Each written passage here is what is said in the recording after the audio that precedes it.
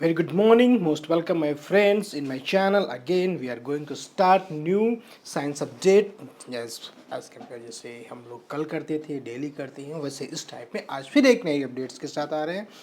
US में study के द्वारा पाया गया कि 5,000 पेशेंट जो कि प्लाज्मा थेरेपी द्वारा सेफ हैं, उनका ट्रीटमेंट हुआ और वो रिकवर हुए हैं तो कोविड-19 के अगेंस्ट में। तो ये काफ़ी अच्छी न्यूज़ है अगर हम प्लाज्मा थेरेपी के बारे में। लेकिन बहुत सारे प्रॉब्लम्स प्लाज्मा थेरेपी के भी हैं, इफेक्टिवली यूज हो सकती है या नहीं हो सकती, कभी एलर्जी हो सकती है, लंग्स की प्रॉब्लम हो सकती है। बट अभी वहाँ रिपोर्ट किया गया 5,000 are very successfully reported there. Next news में स्टडी में पाया गया corona virus spread through the droplets, जो स्पीच बात करते हैं, remain suspended in the air over 10 minute.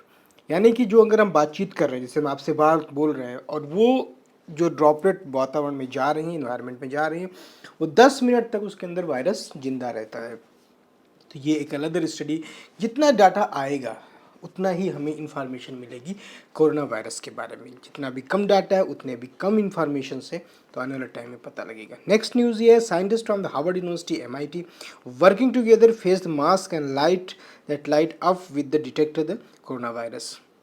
हम जो फेस मास्क लगा रहे हैं उसको डिटेक्ट कर रहे हैं, क्या उसमें भी वायरस के पार्टिकल्स हो सकते हैं, इन्फेक्शन काजिंग कर सकते हैं, लाइट्स में कितनी देर तक जिंदा रह सकते हैं। मतलब बहुत सारी चीज़ों पे भी स्टडी चल रही है आने वाले टाइम में, क्योंकि हम बहुत सारे doctors, nurses, medical staffs are infected by the corona virus with using all these things. Another है कि arthritis anti inflammatory drugs call एनाका improve the respiratory functions some patient which is severe acute 19 cases studies जो वो पाया गया है। एनाकिनारा एक anti inflammatory drug है अर्थराइटिस की, वो काफ़ी सक्सेसफुली यूज़ की गई है जाके कोविड-19 के पेशेंट में। और इसका आने वाले टाइम में देखते हैं क्या इसका इफ़ेक्ट होता है, या सक्सेसफुली यूज़ की जाती है या नहीं यूज़ की जाती है। एंड द न्यूज ये है कि कोविड-19 third hospitalise covid patient New York developed kidney injury and nearly 50% recovered dialysis also. ये अनदर बुरी खबर ही मान सकते हैं। कोविड-19 पेशेंट के जो हॉस्पिटलाइज हैं न्यूयॉर्क में, उनमें 15% need dialysis, kidney problems, kidney injury. मैंने आपको एक अपने वीडियो में बहुत पहले बताया था, ये मल्टीपल ऑर्गन फेलियर काज करता है corona virus. That's why this is a deadly virus. And the news है कि rare Kawasaki like disease strike childrens which are corona virus antibodies, new Lancet study. Italy में पाई गई एक study की गई जाकर, जिसमें बच्चों में एक अनदर टाइप की डिसीज स्ट्राइक फिर से आई हुई, कावासाकी डिसीज बोलते हैं।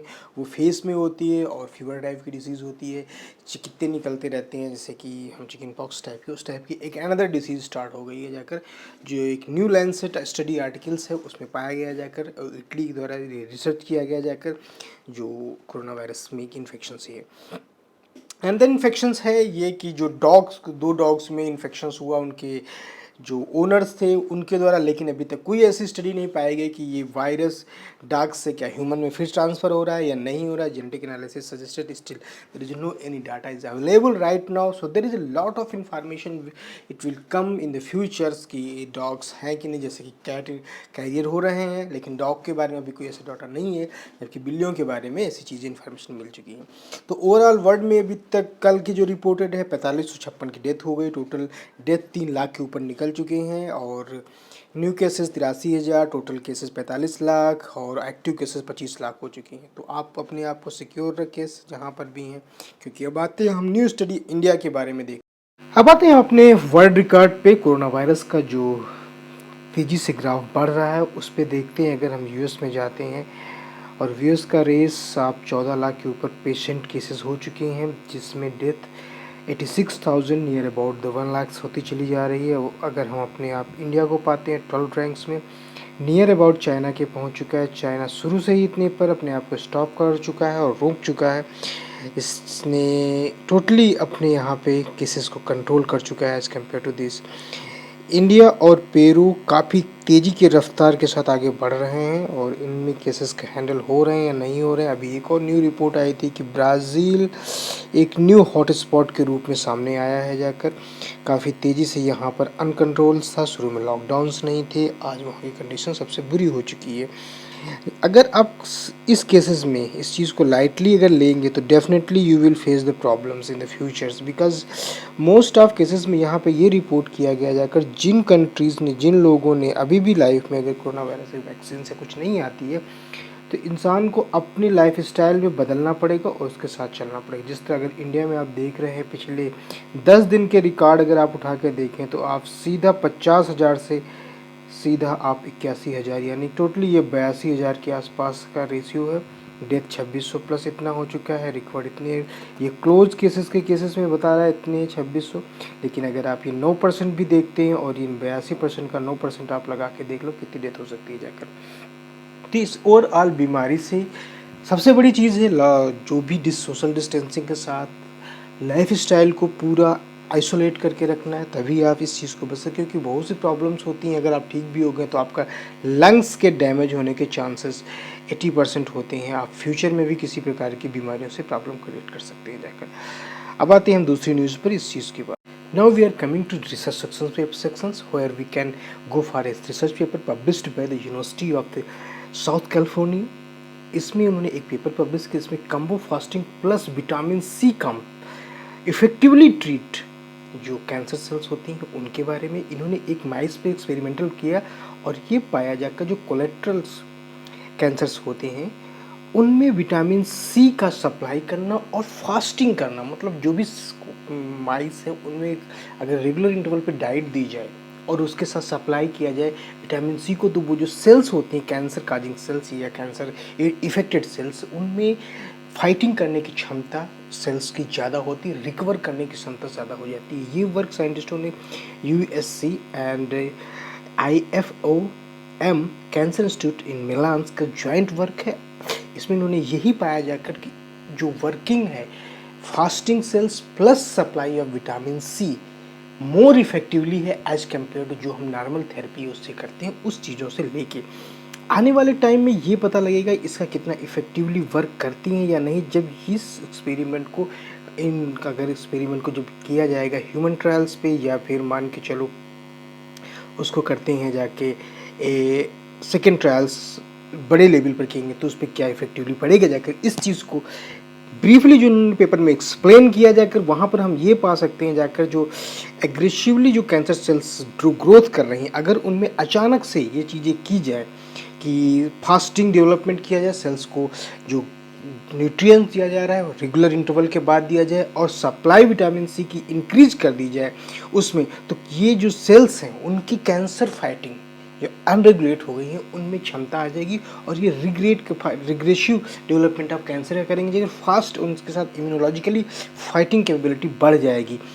अब इस चीज़ को किस तरह से इन्होंने वर्क किया जाकर, किस तरह से इन्होंने ट्रीट किया और ये पाया जाकर कि ये चीज़ें इफ़ेक्टिवली हैं, इस पेपर को अगर आप पढ़ेंगे तो डिटेल्स में, तो वहाँ पर आपको ये पता लगेगा अगर लो कैलोरी अगर किसी चीज़ को हम दे रहे हैं, जो सेल्स हमारी क्योंकि कैंसर सेल्स में होता है रिप्लिकेट करती, फास्ट रिप्लिकेशन, अगर उनकी कैलोरी कम कर दी जाए तो हो सकता है जो रिप्लिकेशन प्रोसेस है, जो उनका डुप्लीकेशन साइकिल्स है जो मल्टीप्लाई हो रही हैं वो इफ़ेक्टिवली कंट्रोल हो, उनमें कंट्रोलिंग पावर आए और वो डबलिंग होना यानी कि उनका मल्टीप्लिकेशन होना धीरे धीरे कम हो। और उसी दौरान अगर आप vitamin C complex vitamin D जो दे रहे हैं उसके द्वारा उसके एक्शंस इम्यूनोलॉजिकली एक्टिव हो और उन जो डबल सेल्स हो रहे हैं उनको रेगुलेट किया जा सके। इस चीज़ को इस पेपर में बाकायदा एक्सप्लेन किया गया जाकर, और ये वेरी इफेक्टिवली हो जाए एज कीमोथेरेपी या रेडियोथेरेपी करने से, क्योंकि रेडियोथेरेपी कीमोथेरेपी करने से बहुत से हेल्दी सेल्स की डेथ भी होने के चांसेस कई गुना बड़े होते हैं। इसलिए ये जो ट्रीटमेंट है ये काफ़ी इफेक्टिवली है। अभी इसको माइस पे एक्सपेरिमेंटल किया गया जाकर, और आने वाले टाइम में hopefully it will be go for the human trials. After then we will understand it is very good for the logically or not, because most of times when you are successful in the lab, but it is not compulsory कि you will go for the human trials successfully. So जो इन्होंने scientist and Longo and colleagues detect strong effect of only in the cancer cell, because क्योंकि उनका mutation rate को अगर हम उनके supply of energy को कंट्रोल करें, रेगुलेट करें, तो we can control the multiplication of these cells so वहाँ पे हम इस चीज़ को रेगुलेट कर सकते हैं या कंट्रोल कर सकते हैं जाकर सेल्स को। इस पेपर में बाकायदा एक्सप्लेन किया गया है रिसर्च जो भी स्टडी हुई जाकर, क्योंकि बहुत सारे एंजाइम्स के बारे में भी इन्होंने बताया। जैसे इन्होंने बताया हीम ऑक्सीजनेज एंजाइम होता है, ये रेगुलेट करता है जाकर आयरन सप्लाई को। और इस तरीके से अगर हम इस फूड को रेगुलेट करें, मालिक्यूलर मैकेनिज्म पूरी तरीके से आप अंडरस्टैंड कर सकते हैं कि कैसे सेल्स जो कैंसर सेल्स होती हैं वो मल्टीप्लाई करती हैं, रेप्लिकेट करती हैं, कंट्रोलिंग। अगर वहाँ पर हम फूड सप्लाई या एनर्जी को कंट्रोल कर लें तो we can control their multiplications. दोनों जो उनका मोबिलिटी होती है वो भी कर सकते हैं। और सबसे बड़ी बात है इसमें टॉक्सिसिटी, लो टॉक्सिसिटी होती है कि हमें और सेल्स की डेथ नहीं होगी बॉडी सेल्स के अंदर। जैसे हम रेडियोथेरेपी करते हैं तो बहुत सारी सेल्स डेथ हो जाती हैं जो हेल्दी सेल्स होती है, क्योंकि केमिकल इफेक्ट या रेडियोलॉजिकली जो इफेक्ट होता है वो बहुत ही डेंजरस होता है। तो ये ओवरऑल ये पेपर पब्लिकेशंस अच्छा है ऑन्कोलॉजी मिलान्स में, और जो कैलिफोर्निया में जॉइंटली वर्क किया गया है जाकर। आने वाले टाइम में देखते हैं इसका क्या इफेक्टिवली रोल होता है जाकर। और नेक्स्ट सेक्शन में आते हैं हम। नेक्स्ट सेक्शन हम करते हैं जाकर अपना स्कॉलरशिप सेक्शंस में। स्कॉलरशिप सेक्शन में हमारे पास आज हम बहुत सारी स्कॉलरशिप्स के बारे में बताएंगे, उनके लिंक्स के बारे में भी हम आपको यहाँ पर देंगे। आप बाकायदा उस लिंक्स को देख सकते हैं वन बाय वन करके। और यहाँ पे एक सबसे बड़े यूनिवर्सिटी है, यूनिवर्सिटी ऑफ एंजेला रस्कल्स, ये आप कर सकते हैं। एल्बर्ट्स यूनिवर्सिटी है, इसका लिंक्स है। आप यहाँ पर यूनिवर्सिटी के वेबसाइट में जाके ये सारी आप देख सकते हैं स्कॉलरशिप्स हैं। बैंगर यूनिवर्सिटी 50% स्कॉलरशिप दे रही जाकर, बेरविक यूनिवर्सिटी 4000 पाउंड स्कॉलरशिप है जाकर।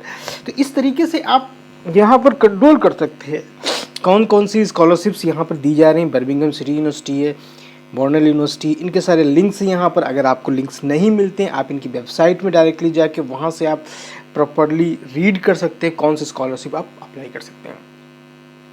आप बाकायदा यहाँ पर आप देख सकते हैं ग्लासगो आर्ट है, गोल्ड स्मिथ यूनिवर्सिटी है, इडनबर्ग है, डरहम यूनिवर्सिटी है, डिमोंट्रोफोर्ड है, कोवेंट्री यूनिवर्सिटी, काफ़ी अच्छी यूनिवर्सिटीज़ हैं। आप इनको वन बाय वन करके रीड करिए और अकॉर्डिंगली आपके जो अप्लीकेबल हो उस यूनिवर्सिटी के आप अप्लाई कर सकते हैं। और यहाँ पर आप अपने हिसाब से चूज़ कर सकते हैं, आपको फाइनेंशियली काफ़ी हेल्प मिलेगी। किंग कॉलेज है, लैंकास्टर यूनिवर्सिटी है, लीड्स है, सब में आपको देख लीजिए कहीं ना कहीं 1000, 10,000, 4000, 50,000 स्कॉलरशिप्स आपके लिए अवेलेबल है। न्यू कैसल यूनिवर्सिटी 5000 स्कॉलरशिप्स यहाँ पर है। नॉर्थम्बिया है, सारी यूनिवर्सिटीज़ हैं, आप वन बाय वन चेक कर सकते हैं आप इन वेबसाइट पर। और hopefully you will get offer letter. But इन सब में अप्लाई करने से पहले आपको एक ऑफर लेटर जरूरी है, चाहे कंडीशनल ऑफर लेटर हो या अनकंडीशनल हो। अब कंडीशनल ऑफर लेटर होता है कि रिक्वायरमेंट होती है आपके पास, जैसे इंग्लिश लैंग्वेज का टेस्ट हो या कुछ डॉक्यूमेंट्स आपके पास स्टार्टिंग हो, तो वहाँ पर कंडीशनल दिया था, आपको वो कंडीशन पूरी करनी पड़ती है। अनकंडीशनल में होता है जाकर कि टोटली आप एग्री हैं, आप directly go for the study, आपको सिर्फ आपको जमा करना पड़ेगा आपकी फीस स्ट्रक्चर। यहाँ पे स्कॉलरशिप्स है, इन स्कॉलरशिप्स को अप्लाई कर सकते हैं with the offer letter. Thank you so much for watching my video, hope you understand and please subscribe my channel and please subscribe my channel. Thank you.